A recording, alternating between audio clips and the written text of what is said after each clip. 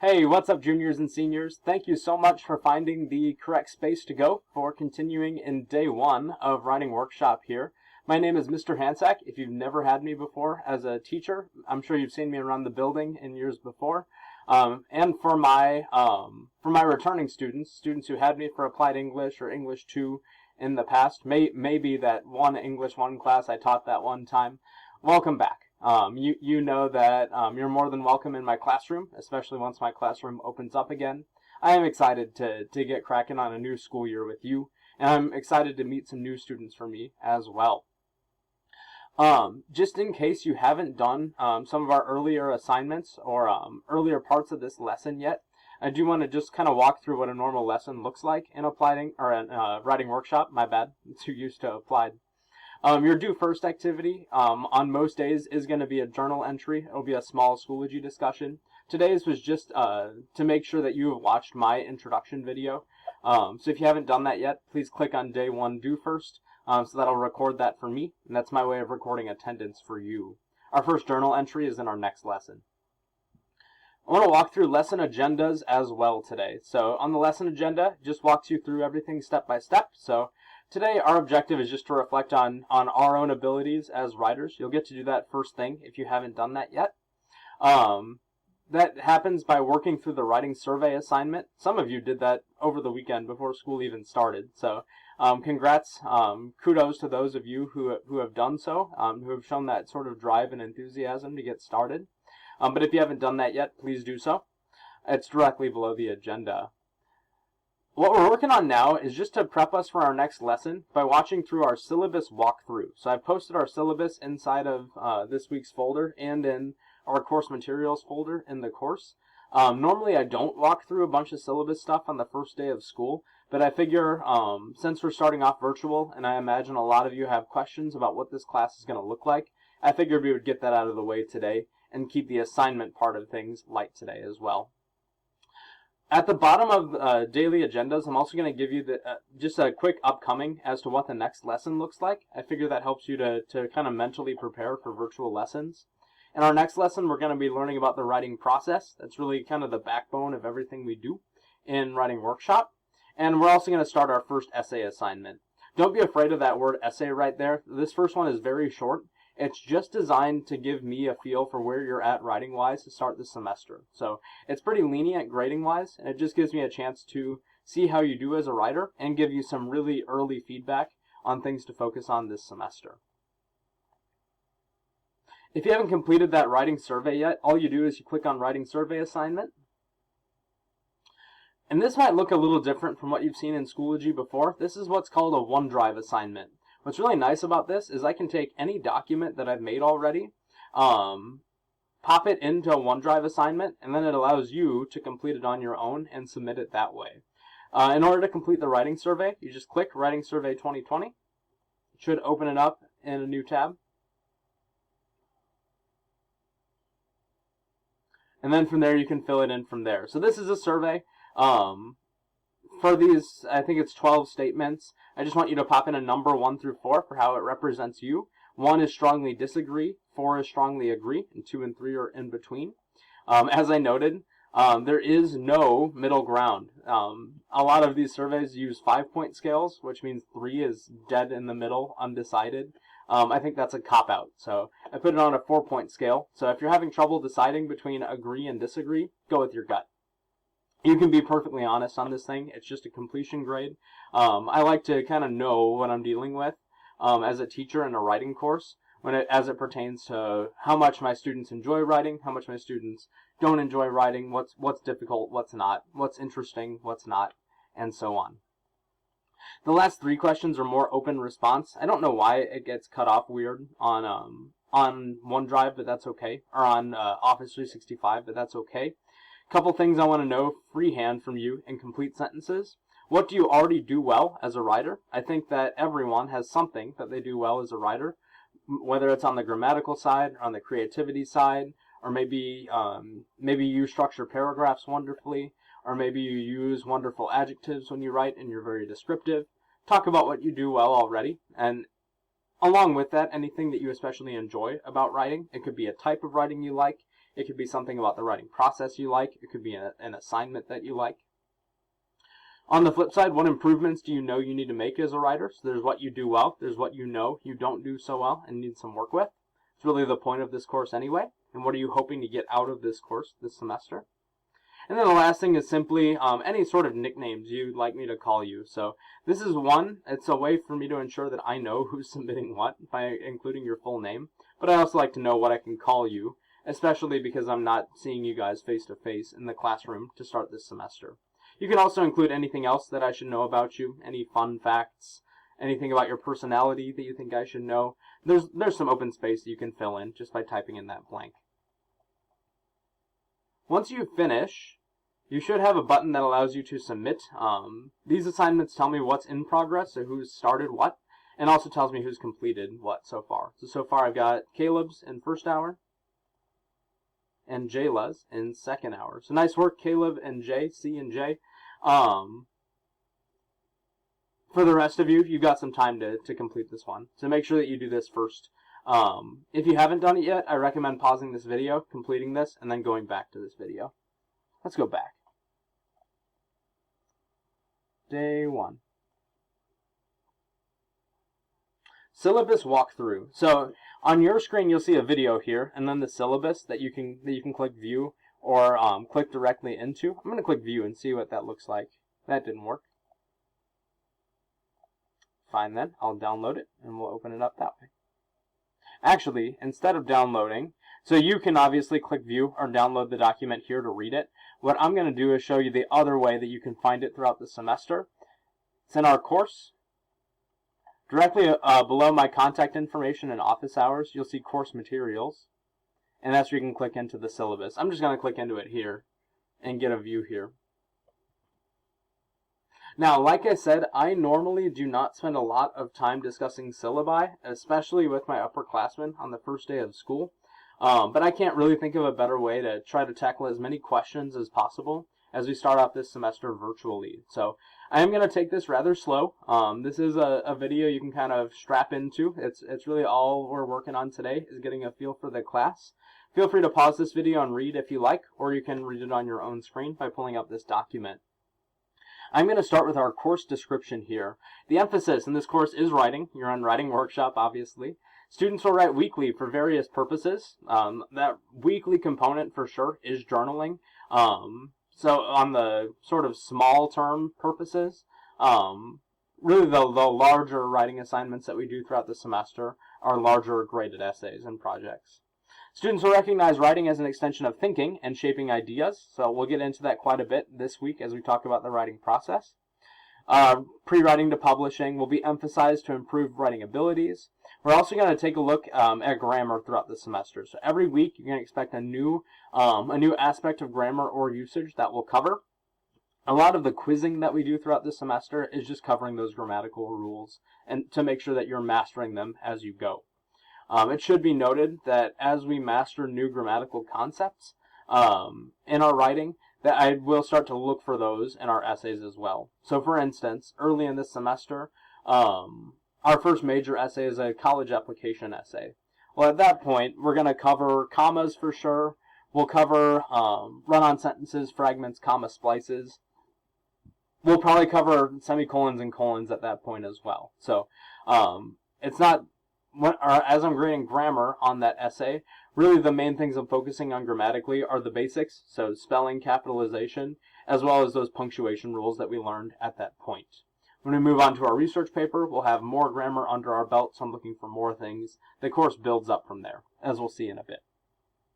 I should note, this course is recommended for all college-bound students, so the writing, not just the level of writing in this course, but the types of writing that we do in this course are really designed to get you used to some of the assignments you might see in college.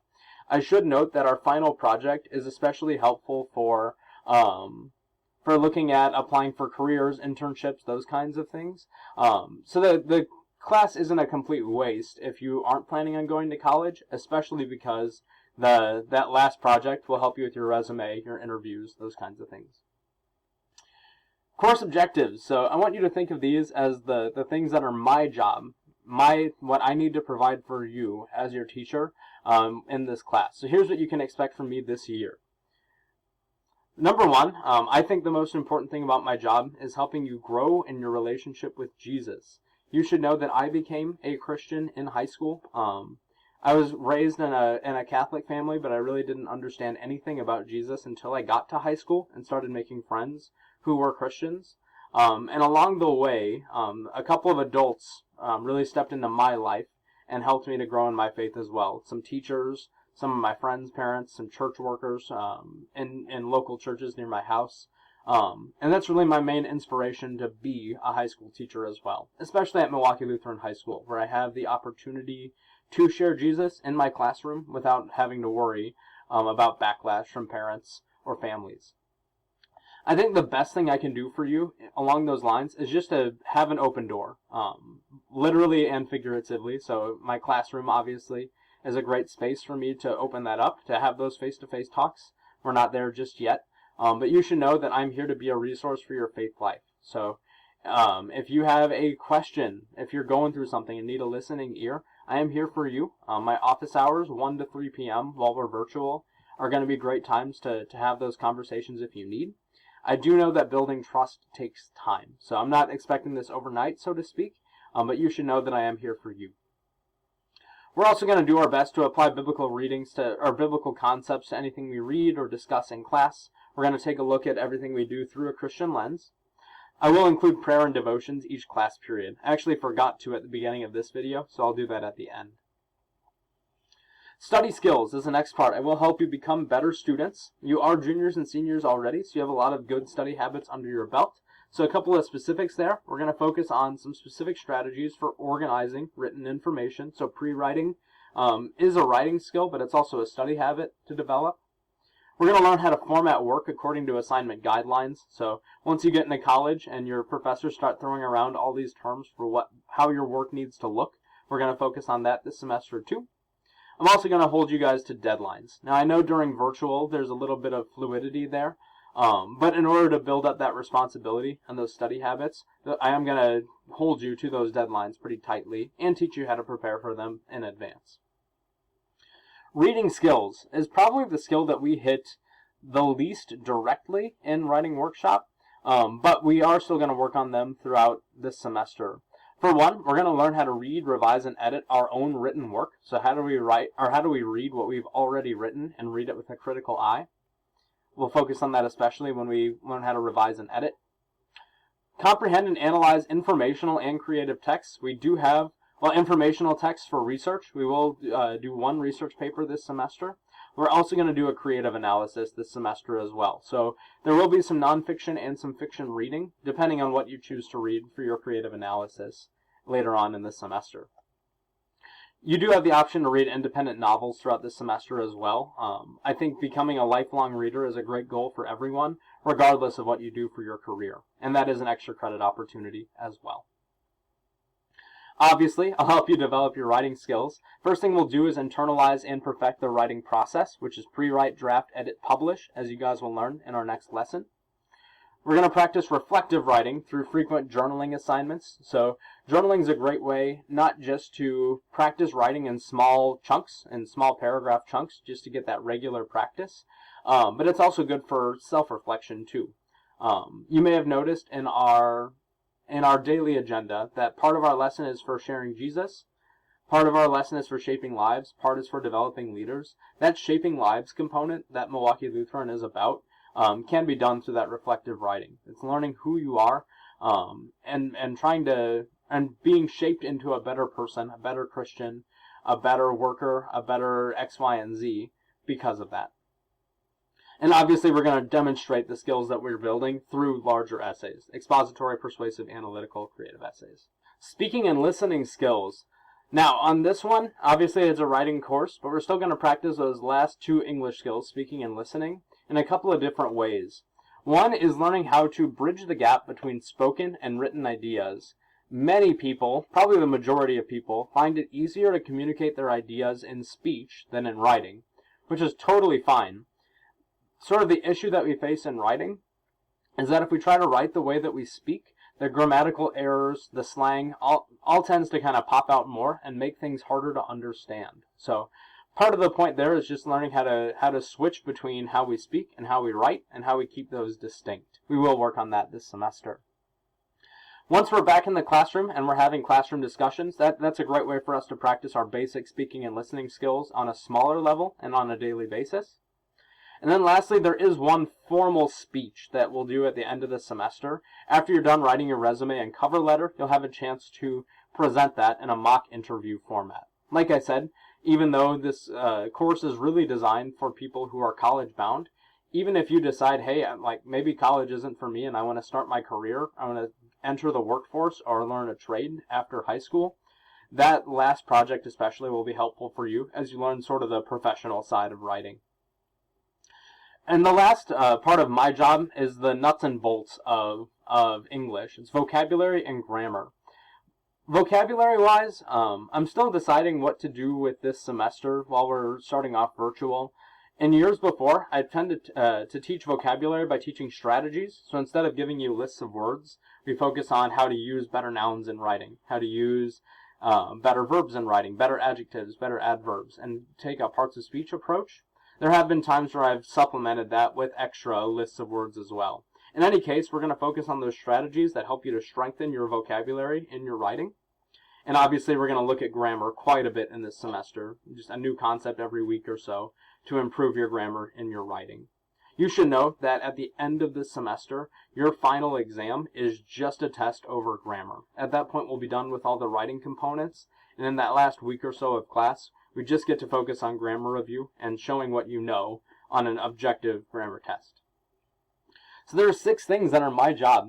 You do have every right to call me out if I'm not doing one of those 6 things well. If I've gone a week of instruction without mentioning Jesus once, first of all, I'll tell the principal and get me fired.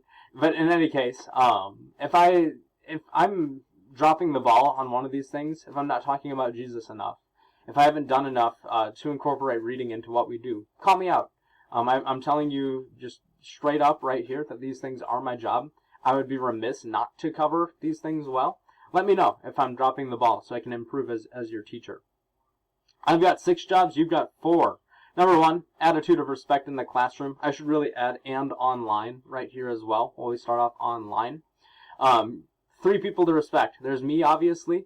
I really don't worry about that much with my upperclassmen because you guys know the drill at Milwaukee Lutheran.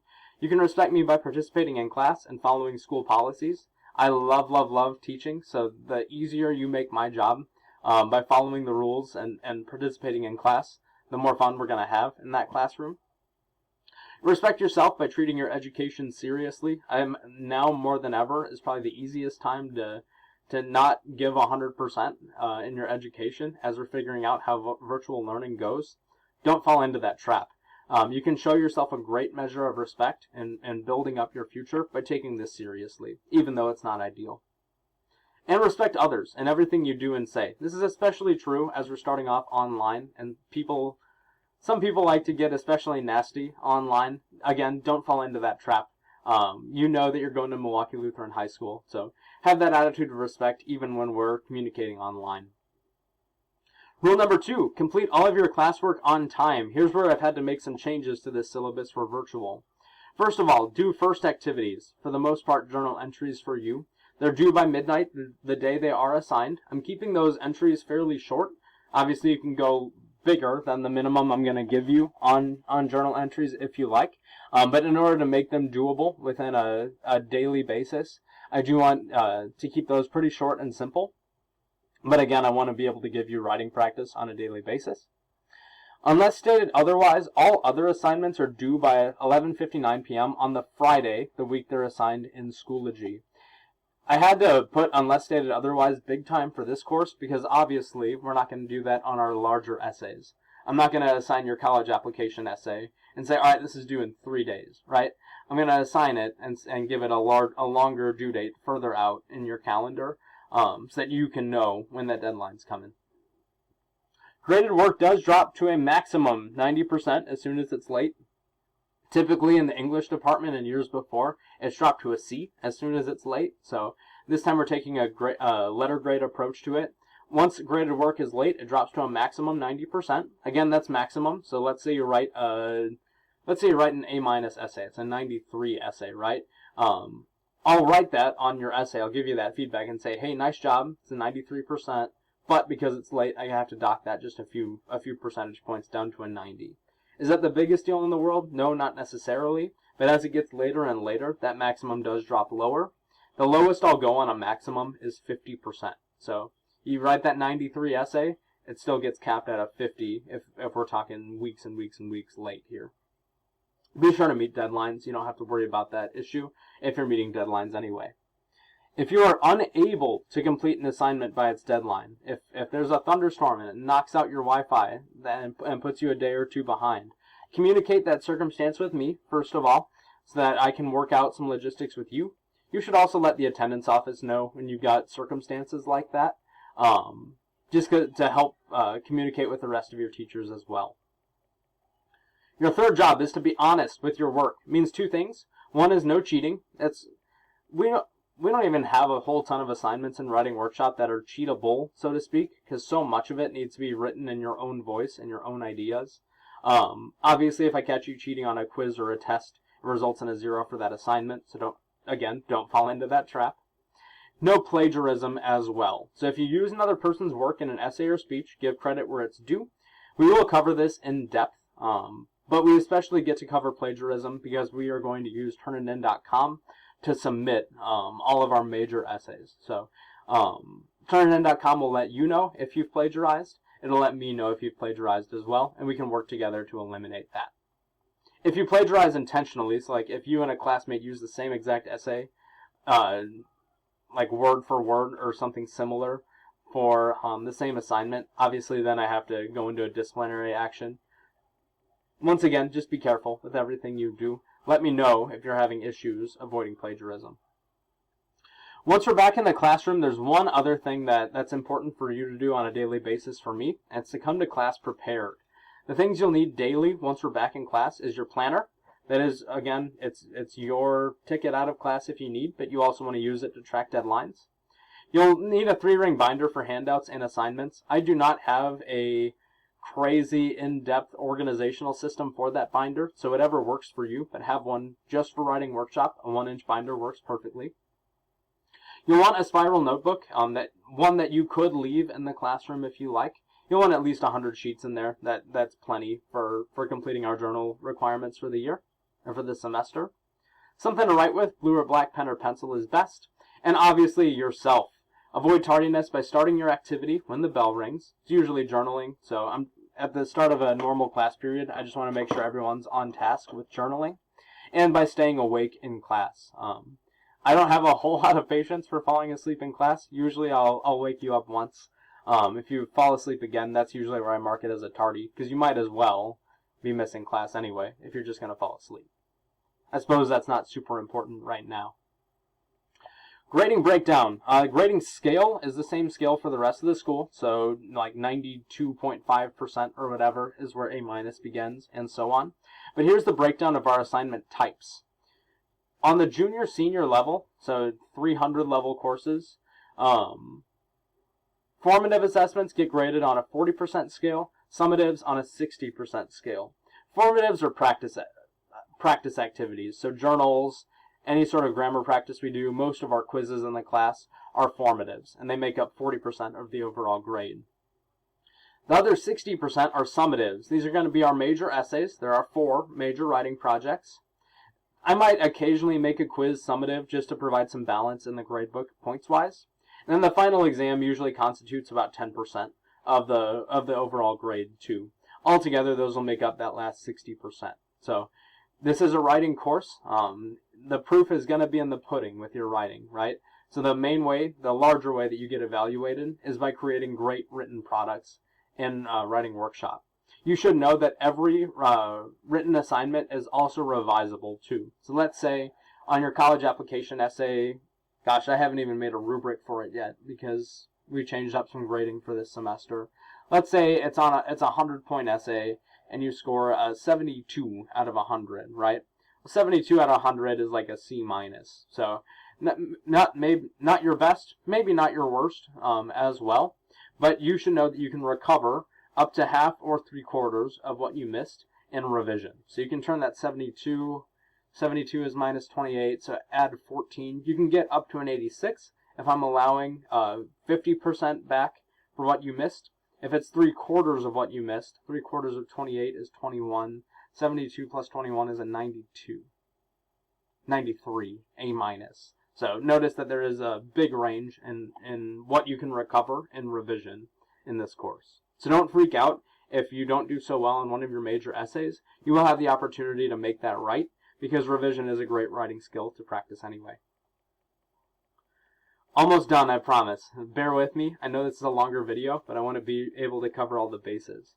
Extra credit. There are 2 methods to earn extra credit in Writing Workshop. You should know, too, that extra credit is used to recover points in the gradebook. So instead of creating like an extra credit column in the gradebook out of 0 points and adding on top of that, I'll use extra credit points you accrue to cover points that you missed on other assignments. It's used to recover lost formative assessment points first, and then lost summative assessment points from there. I'll give an example on that in a moment. One method is independent reading. So for every 6-week grading period, you can earn 10 points for the first book you complete and 3 points for every additional book you read. In order to prove that you've actually read a book on your own, you will need to meet with me in Microsoft Teams during one of my office hours, just so we can talk it through and I can verify that you actually read it and you're not just looking at Spark Notes. You can earn lots and lots of extra credit this way. So let's think of it this way. Let's say I'll just make up a student. We'll call him Charlie, right? So Charlie, let's say we're getting to the week 6 mark, right? First 6-week grading period. And in 6 weeks, Charlie has read 4 books, right? So Charlie is earning 10, 13, 16, 19 extra credit points. Those are going to recover lost points in the gradebook. Let's say Charlie, in the first 6 weeks of class, he's missed a grand total of 12 formative points. And let's say he's missed another 12 summative points as well, right? So pretty even as it pertains to what he's missed in the gradebook. Well, he's got 19 extra credit points that have to get punched in, right? Those 19 are going to cover all 12 of his lost formative assessment points, and there's still 7 left over that are going to get tacked onto a summative. That's huge for Charlie, right? Let's say we've had a lot of formative assessments, that's daily work, those kinds of things. So it covers up all the bases there. That pads his grade a little bit. But 7 points back on 12 missing points on a summative, which is 60% of the grade, is going to significantly improve his overall grade just in time for grade reports, so his parents can see that.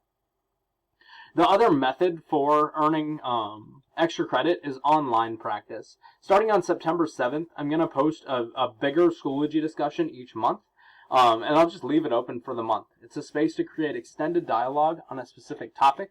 We know there's a lot of topics in our world today that we can talk through, and writing is a great way to go back and forth on a really deep level on bigger topics. I'm kind of biding my time on that, for one, because you won't need a whole lot of extra credit in the first 2 weeks of the semester. But starting in September, I want to kind of see what happens in the world over these next couple of weeks. I'll create that larger topic that you can write on, and then you'll have that month to contribute to that discussion and go back and forth with your classmates. Each discussion will be worth up to 20 extra credit points. So you can earn up to 10 points for the quality of your first post. So you respond to the post first. You earn anything from a 1 through a 10 based on the quality of your response. You can also earn up to 5 more points for for the 5 points each for the quality of your best 2 comments as well. So you've posted, and let's say you're reading another classmate's post and you want to comment, right? Well, I'm going to be looking for your comments and grading the quality of those 2. I'll take your best 2. So let's say Charlie responds. Let's say he gets an 8 out of 10 on his first post. He's got some good quality there, but he's got some grammatical mistakes that he's working through. So an 8 out of 10. And then Charlie leaves 4 comments on other classmates' posts, including one big back and forth. He gets a good discussion on another post, right? Well, I'm going to look through his comments, take his best 2, and grade those out of 5. Let's say one of his best 2 is a perfect 5 out of 5, wonderful comment, wonderfully written. The other one's a 4 out of 5. Same thing, just it's well written. Maybe it's not as good as the other one. Well, that's 8. What did I say? 8? Yep. 8 plus 9 is 17 extra credit points that then go in the grade book for him. Semester calendar. I want to work through this somewhat quickly because I'm getting to the 30-minute mark, and I know you guys are getting tired of my voice like I am. I just want to work through this unit by unit. So these first 2 weeks, we're going to be looking at the writing process, as well as some really basic writing conventions, basic proofreading, spelling, capitalization, punctuation early on, as you're writing your initial essay, so I can give some feedback, some early feedback on your writing. The first major essay we'll write is the college application essay. Only 2 weeks to write it, especially because we're starting off virtual here. But that is the shortest of all the essays we'll write. Some of the essay prompts for that are as short as 300 words, which is a very, very, very short essay. So you won't need as much time to write it, but we're especially going to focus on pre-writing as we look at that college application essay. From there, we move to the research essay. Now, this one's our biggest one. So we go from our shortest essay to our biggest one. Your research essay will be probably anywhere from 4 to 6 pages, maybe 3 to 6 pages in length. So a little bit longer, but more time to write it. We'll start with 2 weeks of research in late September, early October. That is the end of that grading period, so it gives me time to grade college application essays in time for the grade period, for the deadline. We'll focus on the research process, again, a little more pre-writing, and then we learn drafting quite a bit as you write 2 drafts of the research essay. One draft will be due somewhere around parent-teacher conferences, so I have something that I can look at with parents writing-wise, and then a final draft somewhere at the end of October, which is your biggest essay once again, your research essay. From there, we do the creative analysis. This one's a little bit shorter, but 3 weeks to work through it. On this one, we'll do a lot of practice together as we learn how to analyze a short story, a poem, a painting, a song, for instance. And then you'll have your choice on what you get to analyze as we get ready for the end of that one. And then the last month, so Thanksgiving time, we'll introduce the final project, so how to write a resume, cover letter, and prepare for an interview. And then we just have quite a few work days as we prep for that. We'll start mock interviews early in December, but I've put aside an entire week to make sure that we can work through all of those in class, so that you can get some speech practice along with your writing. Final exams, notice, are just 2 days in week 18 because of where Christmas lies in the calendar here. That's just going to be a grammar exam to finish off the semester. And during mock interviews, you'll have a chance to review quite a bit of the grammar that we covered all semester anyway. Whew, last things last. So my online presence. You should know about some of the online tools that are available for you. I'll be demonstrating more of these as I do more of these lesson videos, so I'm not going to do all of it right now. Obviously, our main class webpage is Schoology. I'm not going to work through all of this right now because you know it, but you should know that you do have a calendar on the right-hand side that you can check for upcoming assignments and dates. I put in all major known deadlines for major essays in the calendar, as well as days off of school. You can check your grades on the left-hand side. That's a great way to check and access any past work that you might be missing, or it's a good way to just to make sure that everything lines up grades-wise for you. You can check for my mistakes there if I make any. Besides emailing me, Schoology's Messenger is a great way to reach me as well. It's the envelope in the right-hand corner. I can't scroll to it now, but I'll show it in a moment. Just to open that Messenger. That's great if you just want to send me a real quick question and need a quick answer. If you're looking for more extensive one-on-one help, I would go to Teams instead. Speak of the devil, if you need to speak with me face-to-face, Microsoft Teams is the place to go. You can access Teams through Office 365. It's under the Quick Links tab on the MLHS website. From there, just search my name. You can start a text chat with me. You can audio call me. You can video chat with me, especially between the hours of 1 and 3 p.m. Those are my daily office hours. You can use this function to reach other staff members or students too. So if you want to collaborate with another student and get some help, that's there for you too.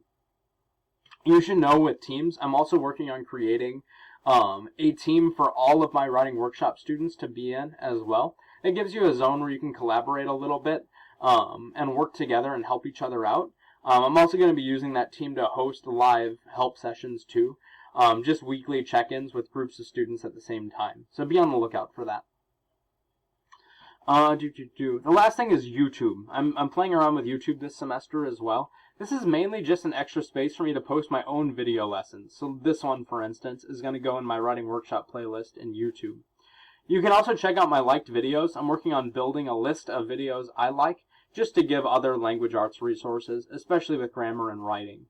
My handle is Mr. Hansack, MLHS, so I would say like, comment, subscribe, so you never have to worry about looking that up in the search bar every time.